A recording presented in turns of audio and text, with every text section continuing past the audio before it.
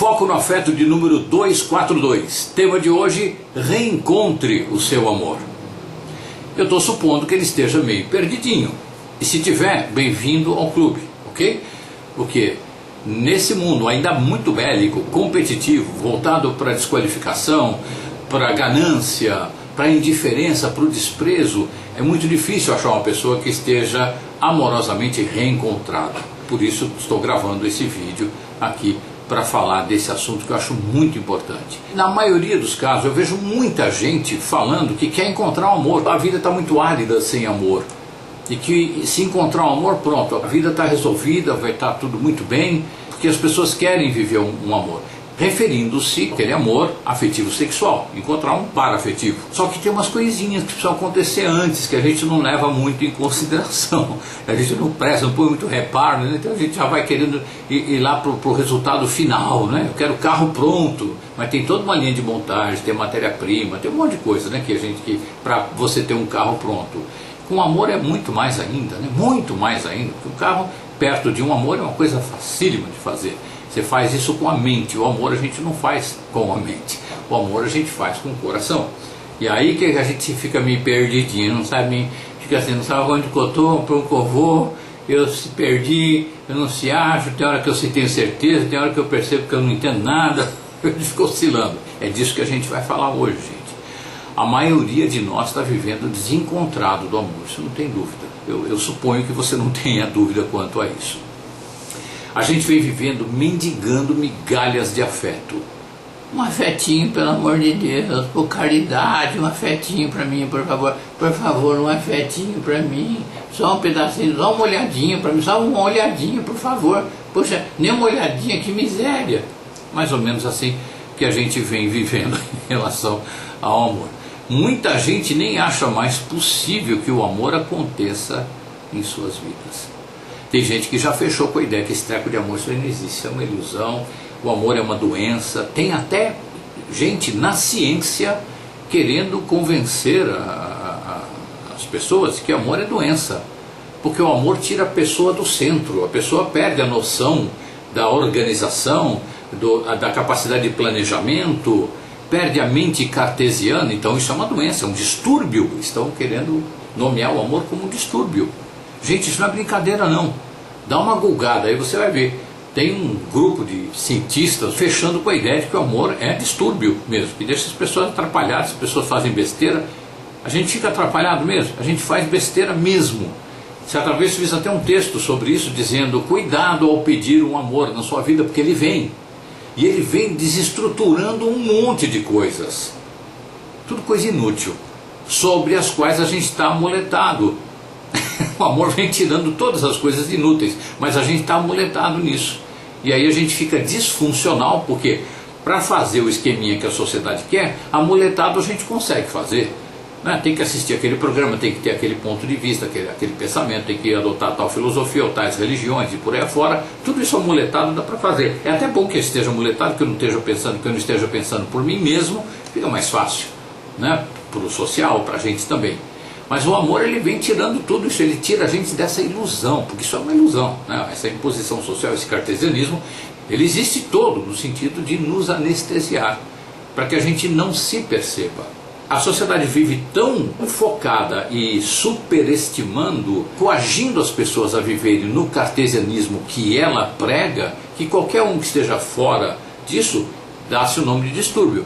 De fato é um distúrbio em relação ao funcionamento podre daquele esqueminha cartesiano ali, que não leva à autorrealização de jeito nenhum, não leva ao autoencontro. E sem autoencontro você não vive amor, não tem como, não tem como. Sem autoconhecimento você não vive amor, não tem jeito.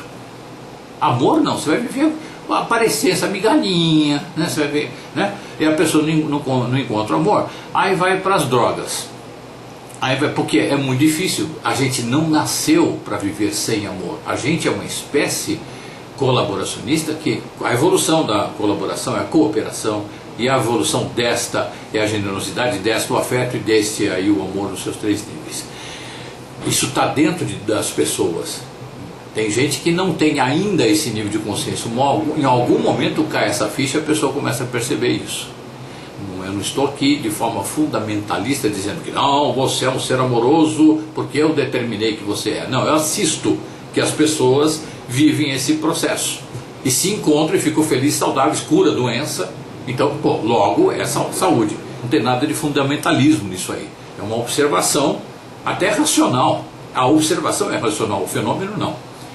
Então, quando a gente sai do esquema social, a sociedade entende isso como um distúrbio. Então, pô, o cara está meio doido, o cara está fora e tal, né? E dão apelidos, desqualificam a pessoa. Desqualificam, porque ela está fora do sistema. Tem grupos de baladinhas que acontecem, por gente no barzinho, conversando e tal. Moças conversando, de repente uma fala, eu estou apaixonada. Aí o grupo todo, que isso, você está apaixonada, você está louca? Meu Deus, que absurdo, que loucura, meu. Isso é antigo, isso é coisa antiga, isso é coisa velha. Que paixão o quê? Você tem que ir lá e tirar o maior proveito para você, transar se for gostoso para você, e tira o proveito, vai passear, vai fazer isso, vai fazer aquilo. Ou seja, virou um parquinho de diversão. Inteligência emocional anterior aos 7 anos de idade, ou nos 7 anos de idade. Não há um crescimento interior, um enriquecimento interior. Uma pessoa dessa escuta uma música que a gente chama de clássica, que na verdade é erudita, escuta uma música erudita, e ali existe um conteúdo muito grande. O que se fala ali corresponde a um livro, demora uns 20 minutos para você ouvir uma música dessa, uma sinfonia. A pessoa dorme no terceiro compasso, dorme no terceiro minuto, ali ela tá dormindo. Porque não tem profundidade, não tem repertório interno, ok? Para você ler um livro de um filósofo, você tem que entender alguma coisinha básica sobre a vida, você tem que aprender a ler.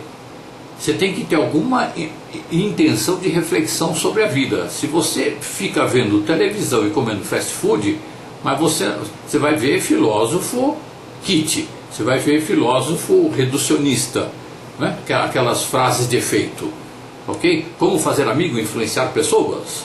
Você vai ver isso, é filosofia, né? Para esse nível de consciência. E é esse nível de consciência que diz que está apaixonada, que está louca, está doente, o que é isso? Para com isso aí, nossa, você vai largar o emprego, você vai começar a se vestir que nem uma riponga, que nem uma doida, você vai parar de se maquiar, você vai deixar o cabelo descuidado.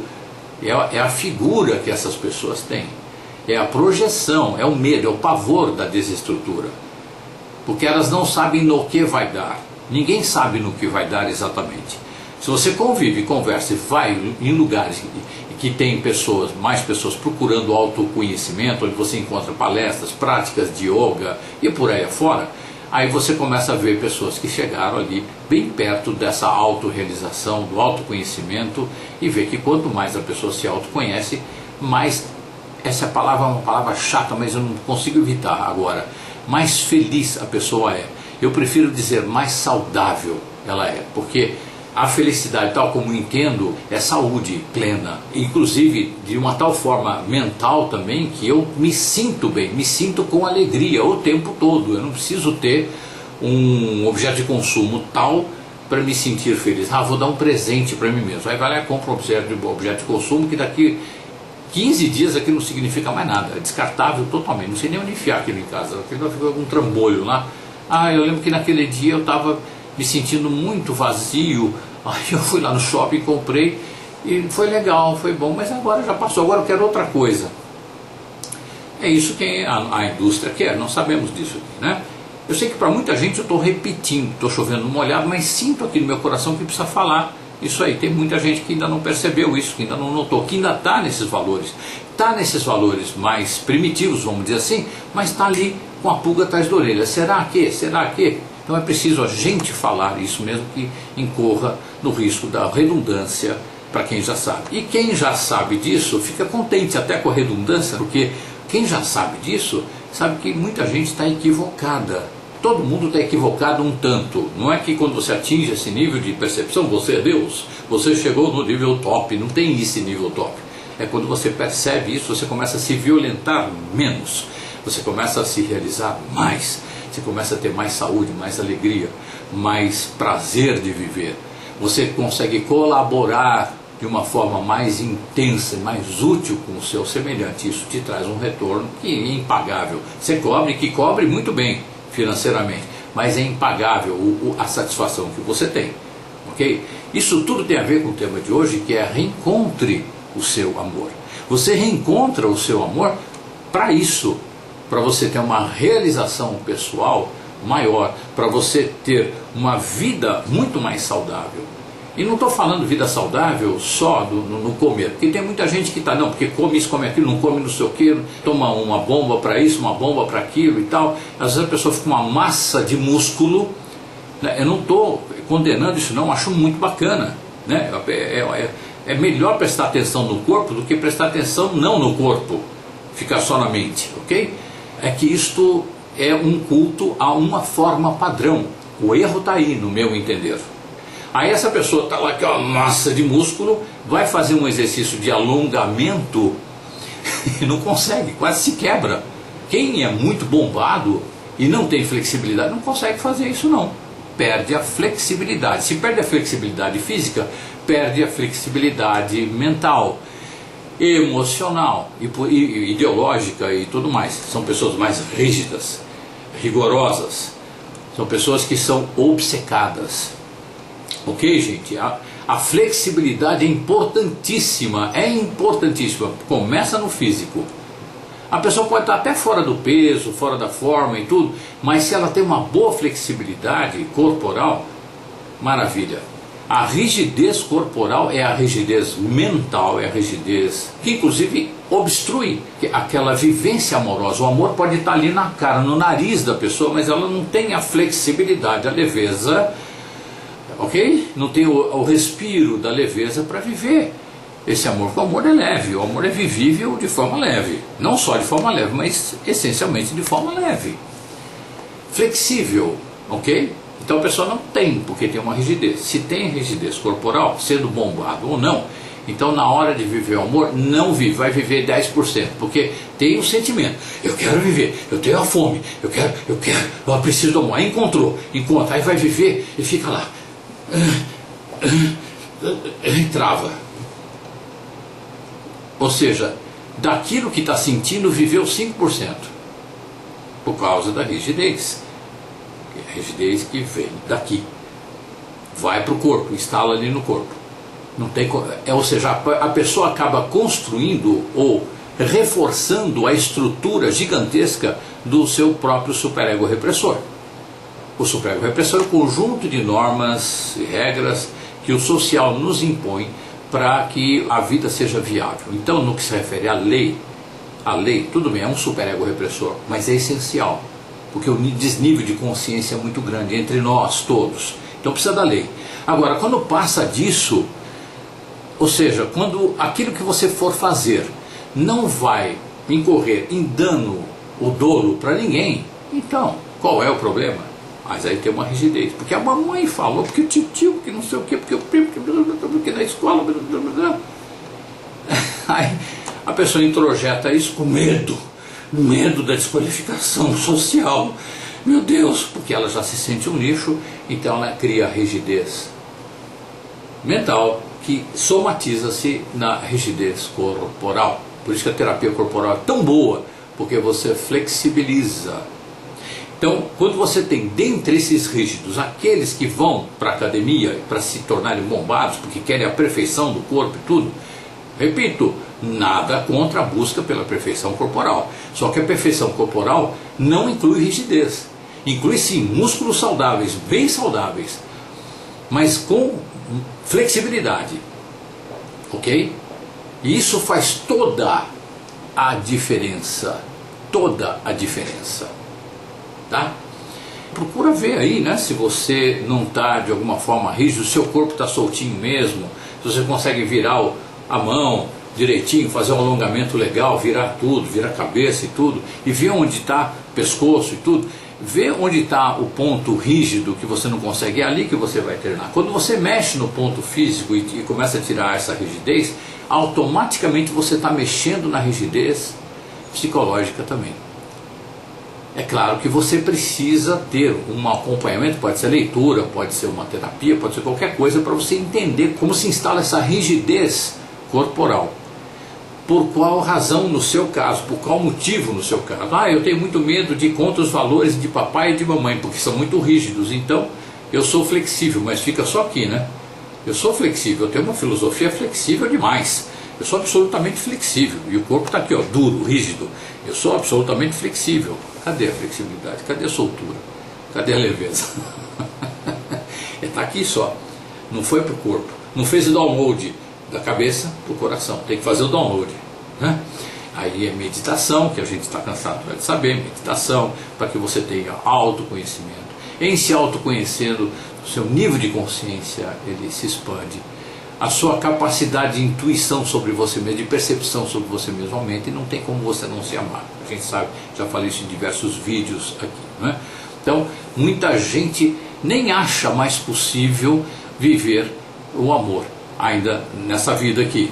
Não acha mais possível nem que exista amor, por várias razões. Eu estou aqui discorrendo sobre algumas delas que eu acho básicas e importantes. Então agora eu quero fazer aqui, como sempre, gosto muito desses questionários que eu venho fazendo de um tempo para cá, para nos levar, né? Eu faço questionário, a pergunta parece que eu estou fazendo para vocês, mas eu estou fazendo primeiro para mim, né?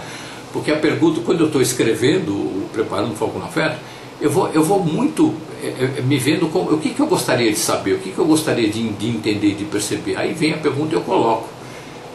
E depois me entrego aqui na hora de falar, porque tenho muita intuição, né? Tenho os meus amiguinhos espirituais, e tenho bastante intuição, e tem tudo aquilo que eu aprendi que eu esqueci também, né? Então quando a gente se entrega, aí vem a intuição e a gente acaba lembrando de coisas preciosas que se esqueceu, né?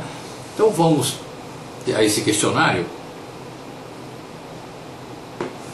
para nos ajudar a lembrar como estamos, ok? Em relação ao amor. Vamos dar uma pensadinha agora. O que mais tem movido você? Aquilo que te move, aquilo que faz com que você acorde de manhã, além do despertador, é claro, acordou, mas você acordou, daí você levantar, o que é que te move? É o ódio? É a guerra? É um ressentimento? É um instinto destruidor? É alguma sombra? É alguma ideia de mágoa que você tenha sofrido? É alguma tristeza que você está vivendo?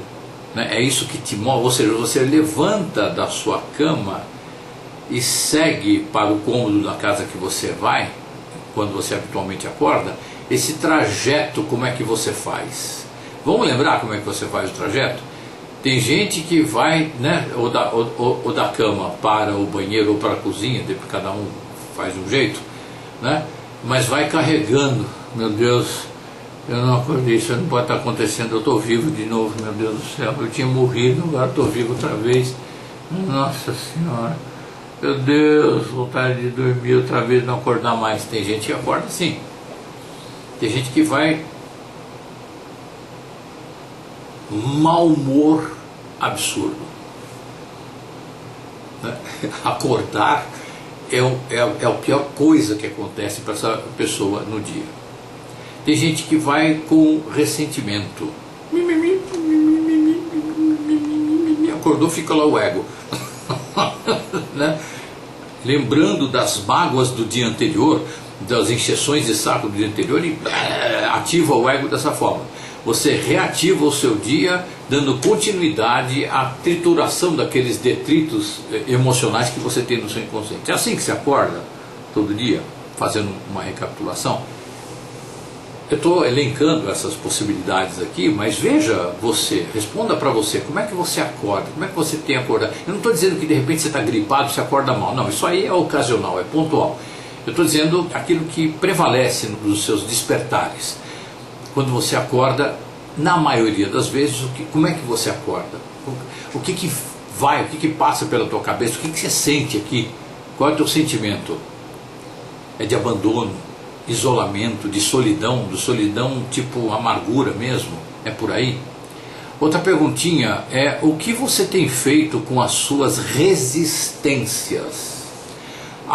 Por exemplo, dando continuidade ao que eu estava falando antes aqui, por exemplo, você descobriu um amor, mas aí você tem uma rigidez interna e você resiste a se entregar àquele amor. Por exemplo, isso é um exemplo. Mas você pode resistir a mudar de emprego, você pode resistir a comprar um carro novo, você pode resistir a não querer comprar um carro novo, você pode ter uma resistência inconsciente em relação a isso, e você quer um carro novo, ok? O que você tem feito com as suas resistências? O que você faz quando você tem essa resistência? Olha para a resistência, tá bom, eu sou assim, ou seja, eu me identifico com elas e beleza, tá tudo bem. Eu tenho, na verdade eu justifico, não é bem resistência, porque pensando bem, não estou nem falando sentindo bem, porque seria outra coisa. Pensando bem é assim mesmo que tem que ser, né? Assim as coisas têm que ser assim. Aí já vai num pensamento cartesiano, todo mental, ego, é para fora. Não tem intuição aí na parada. Você acha que essas resistências te defendem de alguns males? Ah, se eu abandonar essa resistência a me entregar amorosamente, aí eu me entrego. Pode ser muito gostoso no começo, mas quanto mais gostoso for, mais dependente eu fico e eu não controlo a outra pessoa. A outra pessoa pode virar as costas a hora que quiser e me deixar abandonado. Então eu resisto. Eu resisto a me entregar amorosamente porque eu não quero sofrer. Olha que interessante, gente. Eu resisto a não me entregar amorosamente porque eu não quero sofrer. Não tem sofrimento pior a médio e longo prazo do que a ausência de amor na vida de uma pessoa. É nutriente básico. Não tem. Só que a pessoa finge que não vê. É porque tem o medo do abandono. Aí não trabalhou o medo do abandono. Porque tem, puxa vida, se for abandonado eu me mato. Isso é pior que a morte para mim. Porque eu já fui abandonado uma vez, fui abandonado 2 vezes, 3 vezes, eu fui abandonado inclusive pelo meu pai ou pela minha mãe, ou não sei o que. Eu fui abandonado, então meu Deus, eu não quero abandono. Se alguém me propuser alguma relação afetiva ou sexual, terá que ser não amorosa. E se for, eu vou dar um jeito para que não seja. O amor pode ser até o motivo inicial daquela relação, mas eu dou um jeitinho de quebrar esse trâmite, esse trânsito afetivo, amoroso, e vão ficar tudo na função. Eu sirvo para isso, você serve para isso e pronto. A gente compõe aqui uma sociedade totalmente operacional. Tudo isso para fugir do amor dentro de uma relação que é potencialmente de amor. Tem isso, gente? Tem. Talvez você esteja lembrando e conferindo, naquela relação mais ou menos foi assim, tal, né? Quem não? Será que o que você tem feito com as suas resistências? Você tem reforçado a resistência porque você se entregar, por exemplo, ao amor vai te deixar muito vulnerável na possibilidade, ainda que remota, de você perder o amor. Ter resistência, não vive o amor por causa de uma possibilidade. Porque nem pensar em você viver um abandono. E o abandono, gente, não é outra coisa, falando aqui entre nós, que ninguém nos ouva, certo? O abandono, gente, é simplesmente a pessoa não quer mais. Ela não quer mais. E não quer, tá bom, vai. Beleza. Olha o grau de miséria que é ir contra isso, porque a pessoa está lá dando sinais que não quer mais. Ah, mas eu não vivo sem. Não é que eu não vivo sem ela. Eu não vivo sem a presença de alguém que diz me amar e que tem esse contrato operacional e que socialmente vai muito bem. E a gente tem uma sociedade, uma irmandade aqui. Uma irmandade operacional, né? com certas funções. Então eu não estou me entregando, porque eu tenho medo, no caso do abandono, a pessoa me deixa e aí eu fico com a minha estrutura toda estremecida. Porque eu não aceito ficar sozinho. Eu fiz um contrato e essa pessoa agora está indo contra o contrato, aí briga, porque você foi contra o contrato. Não é porque você me abandonou, é porque você não obedeceu a minha neura. Você foi contra o contrato. Não é nem por amor, porque o amor nem estava sendo vivido ali. É o contrato de mútua proteção, de mútuo amparo, o serviço, não é amor. Olha, gente, o que eu chamo de serviço aqui numa relação amorosa pode acontecer, mas aí não é visto como serviço, é como exercício do amor. Só que o amor, nesta relação que eu estou falando, doentia, ele não está operacional. Então é serviço mesmo, é só serviço. Aí a outra pessoa lá abandona, o outro fica lá, puxa vida, tá vendo? Se eu tivesse me entregado, meu Deus do céu, estaria ferrado agora.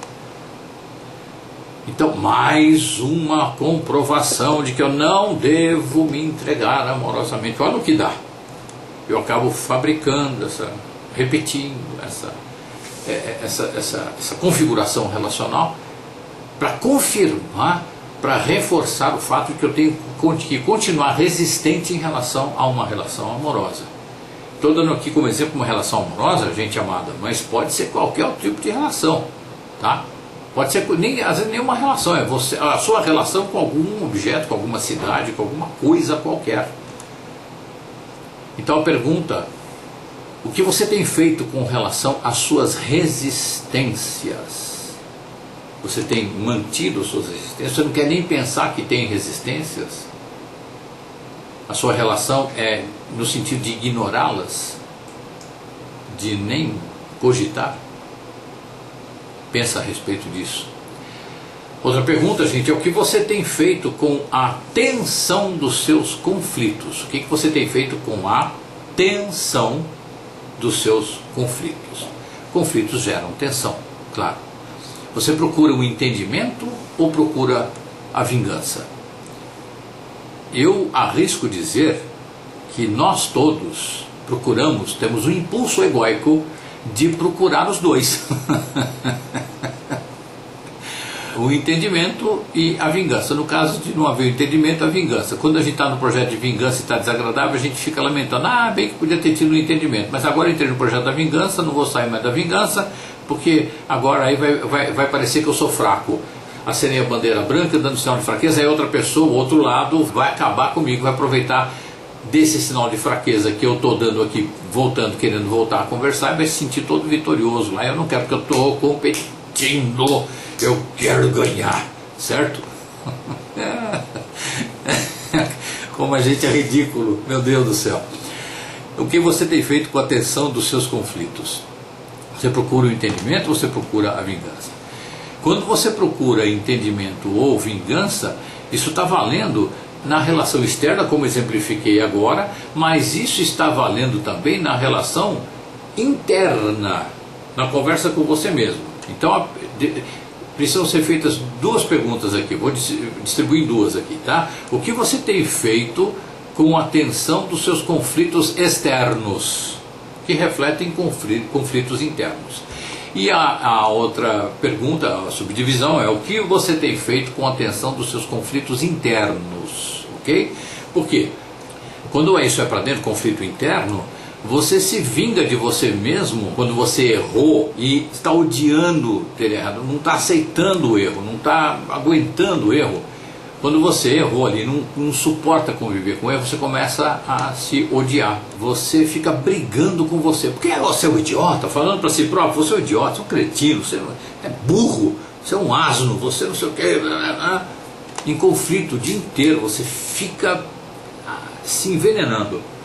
E se você faz isso sistematicamente, a raiva sistemática, a cultura da raiva, né? A raiva sistemática acaba virando ódio. É uma postura pétrea de destrutividade incondicional em relação a qualquer coisa, o ódio.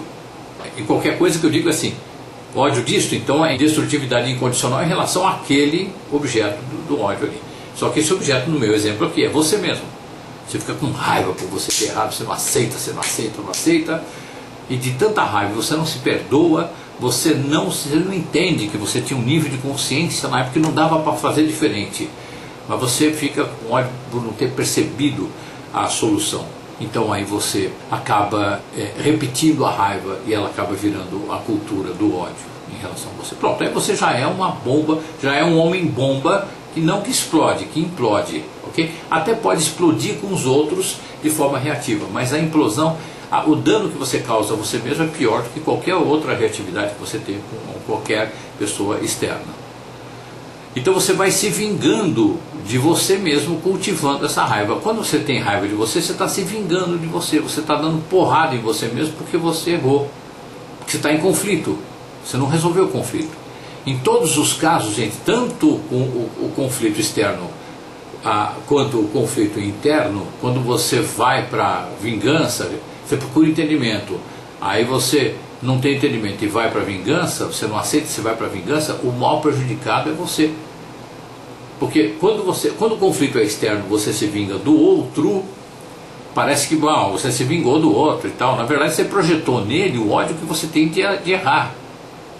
Já virou ódio, né? O ódio que você tem de errar. Então você está projetando na outra pessoa ali. E aí é uma encrenca. Porque o ódio é aquele veneno que a gente toma achando que vai matar o outro. Isso é uma frase maravilhosa, né? É isso, você tem o projeto vingança, tem o projeto raiva, ódio, prejudicar, destruir o outro, você está se destruindo antes de mais nada. E quando você entra em autodestruição, ou seja, na hipótese do conflito ser interno, é a mesma coisa. Qual seria a sua resposta à pergunta: o que você tem feito com a tensão dos seus conflitos? O que está rolando aí? Como é que você interage, como é que você opera com a tensão dos seus conflitos? Outra pergunta, gente, interessante também é: o que você tem feito com a tristeza? Você tentou, brigou e tal, e não conseguiu nada, você se sente traído, você se sente incompetente para fazer alguma coisa, aí você deprime. Tristeza, a palavra é pesada, depressão, mas não é depressão clínica que eu estou falando aqui. Deprime no sentido de você se prostra de uma forma destrutiva. Não você se prostra de cansado e gostosamente cansado, vai descansar. Não, você se prostra, você se percebe como uma pessoa derrotada na existência. Um incompetente. Uma pessoa completamente desqualificada. Aí você cede à tristeza.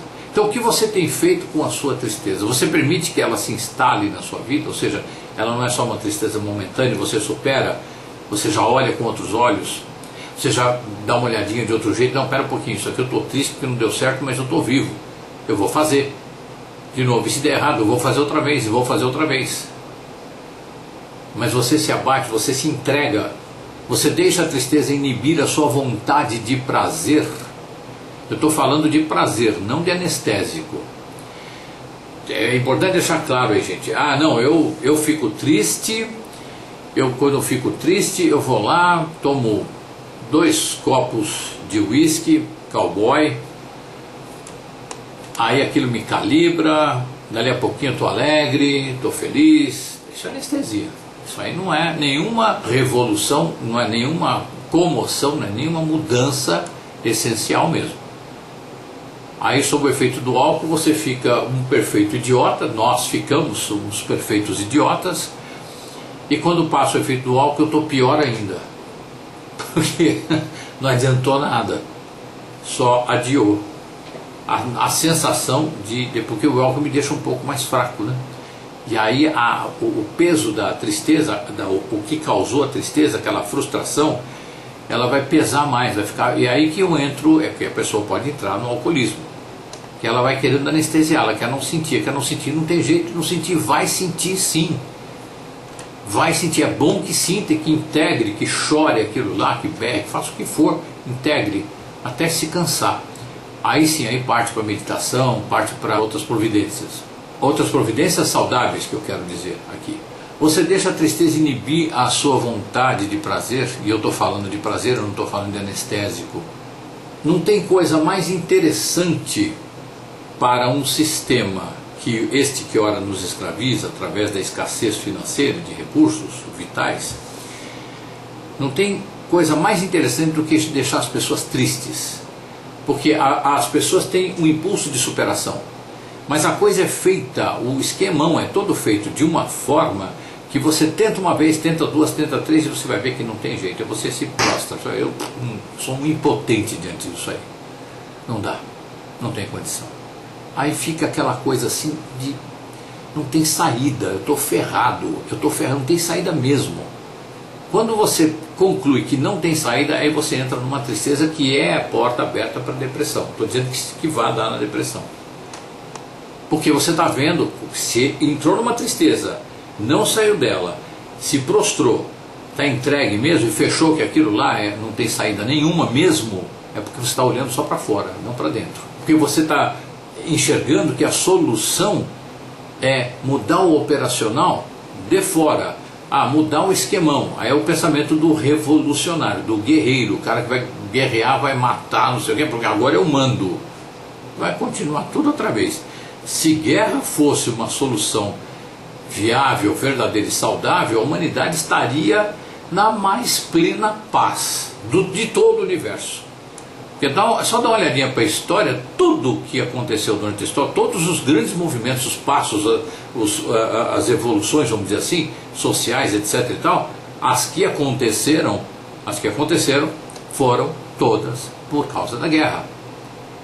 Então é uma sociedade que vive oprimida aqui, então guerreia para superar aquela opressão. Aí gera uma nova sociedade. Aí, de novo, acontece a mesma coisa. É outra sociedade. Acontece a mesma coisa. E assim vai indo. Em estado de praga biológica, nós temos o impulso da autodestruição, destruição do semelhante do meio ambiente. Está aí. Na excelência biológica, no que se refere aos relacionamentos, a gente estaria colaboracionista, cooperativista, a gente estaria generoso, afetuoso e amoroso.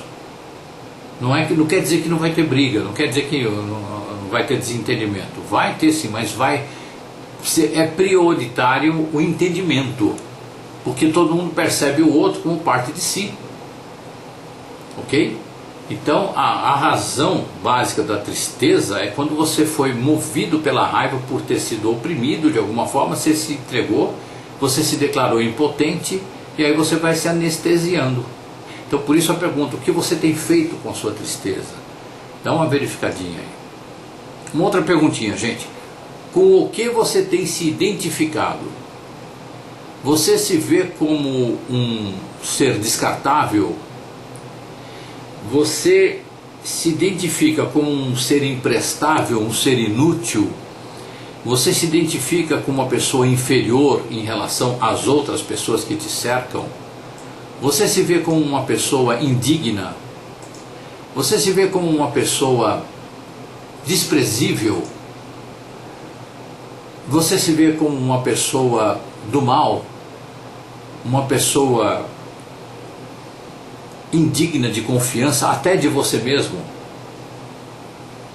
Você tem se identificado com isso? Você se identifica como uma pessoa legal, uma pessoa que tem boas intenções, mas não pode exercer suas boas intenções porque o mundo não deixa, o mundo não permite.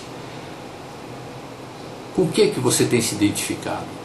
Faz essa pergunta para você, procura sentir a resposta.